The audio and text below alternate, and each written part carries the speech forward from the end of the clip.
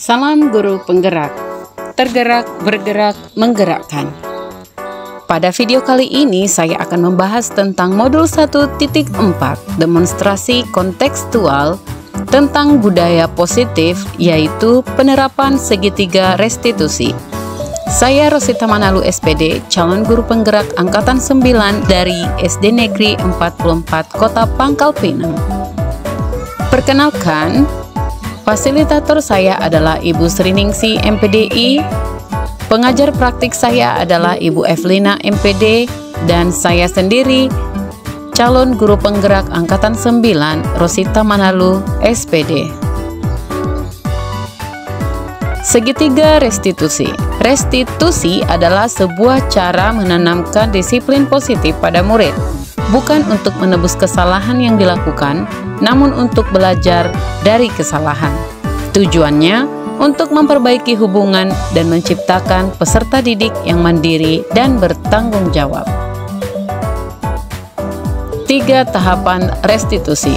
Yang pertama, menstabilkan identitas. Yang kedua, validasi tindakan yang salah. Yang ketiga, menanyakan keyakinan.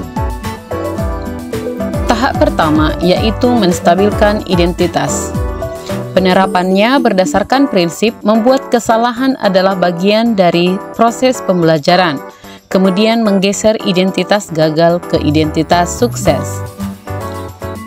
Yang kedua adalah tahap validasi tindakan yang salah. Yang pertama, berdasarkan prinsip setiap perilaku berupaya memenuhi suatu kebutuhan tertentu.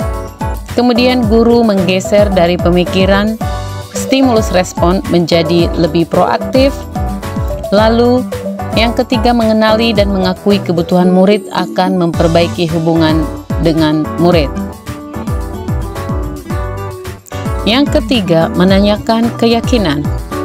Pada tahapan ini dilakukan pertanyaan bermakna untuk memunculkan motivasi intrinsik pada siswa. Kemudian mengaitkan keyakinan yang ada dengan tindakan yang salah. Kasus 1. Peserta didik seringkali datang ke sekolah terlambat. Berikut adalah video penerapan segitiga restitusinya. Hai Jihan, kamu tahu nggak kenapa Miss panggil Jihan sekarang ke sini? Karena saya sering terlambat datang ke sekolah ya, Miss. Benar. Menurut Jihan, apakah datang terlambat ke sekolah itu merupakan perbuatan yang baik? Tidak, Miss. Jihan minta maaf ya, Miss. Jihan salah. Tidak apa-apa. Semua orang pasti pernah melakukan kesalahan karena tidak ada yang sempurna di dunia ini. Miss juga pernah melakukan kesalahan seperti yang Jihan lakukan ini. Sebenarnya Miss mengajak Jihan bicara bukan untuk mencari kesalahan Jihan, tapi Miss ingin mencari solusi untuk mengatasi permasalahan ini. Jihan pasti punya alasan kan kenapa Jihan sering datang terlambat ke sekolah. Miss bisa tahu nggak alasannya apa? Saya sering bangun kesiangan, Miss. Saya tidurnya kemalaman karena keasikan main handphone. Makanya saya terlambat ke sekolah, Miss. Bermain handphone itu memang seru ya nak ya. Kamu pasti suka kan main handphone?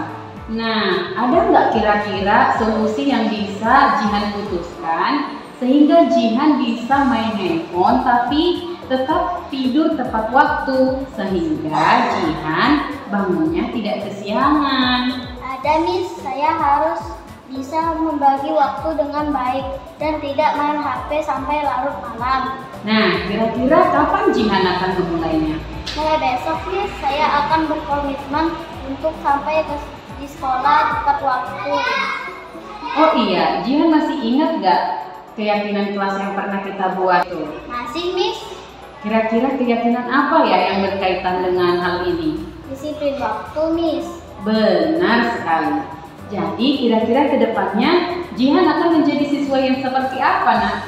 Saya akan lebih menghargai waktu, menghargai diri saya sendiri dan Miss dengan cara datang tepat waktu di sekolah. Baiklah, sekarang kita sudah mendapatkan solusinya ya Jihan. Miss yakin Jihan pasti bisa menanamkan nilai-nilai keyakinan ini dalam diri Jihan dengan baik. Dan Jihan pasti bisa mengatur waktu lebih bijaksana lagi ke depannya. Baik Miss, terima kasih ya. Baiklah, sekarang Jihan boleh kembali ke kelas ya. Terima kasih ya nak. Iya Miss. Kasus 2. Peserta didik mengobrol saat teman presentasi di depan kelas. Berikut adalah video penerapan segitiga restitusi. Selamat pagi Aurel dan Hasifah. Apa kabarnya hari ini? Baik Miss, ada apa memanggil kami Miss? Nah, begini nak. Waktu di kelas tadi, Miss melihat kalian berdua asik ngobrol saat temannya melakukan presentasi di dalam kelas. Ya Miss, benar Miss, kami senang ya Miss. Baiklah, sekarang Miss mau bertanya. Menurut kalian, apakah mengobrol saat teman presentasi itu baik untuk dilakukan? Tidak Miss, presentasinya jadi terganggu. Orang sih Miss mengajukan ngobrol duluan. Iya Miss, maaf ya Miss, lain kali saya tidak akan mengulanginya. Baiklah, sebenarnya Miss tidak ingin mencari tahu siapa yang salah dalam hal ini. Karena menurut Miss, berbuat salah itu ya hal yang wajar dan semua orang pasti pernah melakukannya. Miss juga pernah berbuat salah, tidak hanya Hasifah dan Aurel saja. Miss juga suka sekali bercerita dengan teman-teman Miss. Nah, Miss mengerti kalian punya alasan kenapa bisa melakukan hal itu. Coba ceritakan ke Miss, apa yang kalian bahas tadi? Kami membahas tentang film 3 dimensi yang kemarin Miss, yang diadakan di sekolah ini. Hasifah tidak hadir kemarin, jadi dia sangat penasaran Miss. Jadi saya menceritakan suaranya kepada Hasifah. Iya Miss, saya tidak sabar menunggu cerita Aurel karena pastinya film sangat seru. Wah, pasti seru sekali ya acara nonton kemarin.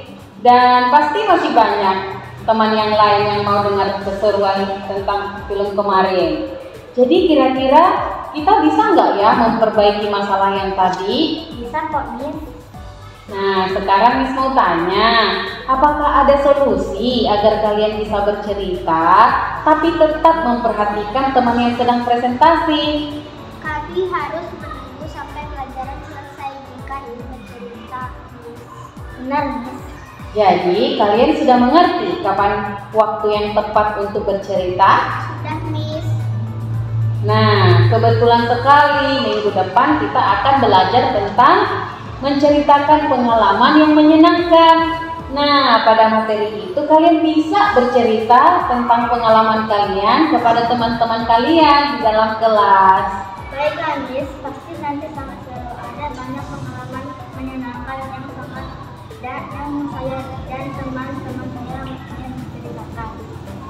Nah, sekarang Miss mau tanya tentang sikap kalian tadi. Kira-kira keyakinan kelas kita yang mana yang menunjukkan perilaku baik saat teman-teman berpresentasi? Menghargai Ya, dan menghormati orang lain Miss. betul sekali. Jadi apakah sikap itu perlu untuk kita lakukan? Perlu dong Miss. Kenapa? Apakah itu perlu untuk diri kalian juga? Ya Miss, karena jika ingin dihargai kamu juga harus menghargai orang lain. Dan jika ingin memahami pelajaran dengan mudah, kami harus fokus mengikuti pembelajaran. Betul sekali. Pasti tidak enak rasanya kan jika posisi ini terjadi sama kalian. Waktu kalian presentasi, tapi tidak ada teman yang memperhatikan. Benar Miss, presentasinya pasti tidak akan berjalan dengan lancar karena teman-teman pada ribut semua. Lalu Hasifah dan Aurel ingin menjadi murid yang bagaimana nanti ke depannya? Saya ingin dihargai Miss, jadi saya harus lebih dulu menghargai teman. Iya Miss, saya ingin juga salah belajar Miss. supaya teman-teman tidak terganggu. Baiklah, sekarang kita sudah menemukan solusinya ya. Mudah-mudahan Aurel dan Hasifa bisa menjadi lebih baik lagi. Baik, Bu. Nah, sekarang kalian sudah boleh kembali ke kelas kalian masing-masing. Terima kasih. Salam guru penggerak, tergerak, bergerak, menggerakkan.